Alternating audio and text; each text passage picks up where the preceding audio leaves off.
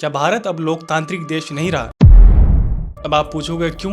आपके मन में ये सवाल जरूर आ रहा होगा कि भाई इंडिया तो लोकतांत्रिक देश है, फिर ऐसे सवाल क्यों? मैं बताता हूँ क्यों। क्योंकि पिछले कुछ सालों से जो चल रहा है इस देश के अंदर, उसे देखकर लोग सोचने पर मजबूर हो रहे हैं कि आखिर ये देश किस ओर जा रहा है। क्योंकि आज अगर आप नौकरी या रोजगार की बात करो तो आपको सरकार विरोधी बताया जाएगा, या अगर आप सरकार से कुछ सवाल भी कर लो तो भी आपको सरकार विरोधी बता दिया जाएगा। यहाँ तक कि कई मामलों में देखा गया है कि लोगों को देशद्रोही तक बताया जा रहा है। भला ये कैसी सोच है? कोई आदमी किसी सरकार के विरोध या सरकार के किसी नीतियों के विरोध हो ही सकता है, लेकिन किसी को ये कह देना कि आप सरकार के विरोध हो या सरकार के खिलाफ हो तो आप देश के खिलाफ हो या देश के विरोध हो, ये कहां तक ठीक है। यहाँ तक कि अगर आप आदिवासी की बात करो तो आपको नक्सली, और अगर दलितों की बात करोगे तो आपको हिंदू विरोधी बता दिया जाएगा। और मुसलमानों के बात और मुसलमानों के आवाज उठाने वाले को न जाने क्या क्या कहा जाता है। कभी किसी को पाकिस्तानी तो कभी किसी को बांग्लादेशी तक कह दिया जाता है। पिछले कुछ सालों से जिस तरह से स्टूडेंट से लेकर टीचर तक, सोशल एक्टिविस्ट से लेकर सोशल मीडिया इन्फ्लुएंसर तक को चुप कराने का कोशिश किया जा रहा है। यहाँ तक कि कौन क्या पहनेगा, कौन क्या खाएगा, इन सब चीजों में भी इंटरफियर किया जाता है। इन सब चीजों को देखकर मन में कहीं न कहीं ये सवाल आ रहा है, क्या इंडिया अब लोकतांत्रिक देश नहीं रहा? क्या इंडिया में अब लोग स्वतंत्र भी नहीं रहे?